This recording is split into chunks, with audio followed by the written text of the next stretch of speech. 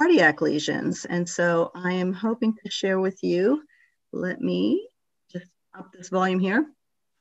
Basically, if you were with me, we would all be grabbing our stethoscopes and listening to this baby at the same time, but I'm instead going to give you a little soundbite here. For the first 5 seconds or so, you'll hear what's a normal heartbeat. And then after that, listen carefully, you might hear something differently. And then at the end, I put a little bit of the normal back in there just so that you can, again, compare what you've heard.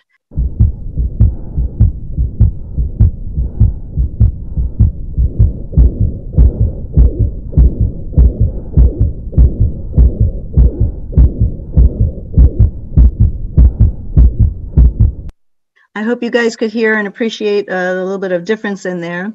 The sound in the middle with the extra whooshing sound, that's basically a cardiac murmur, and we hear these actually quite often.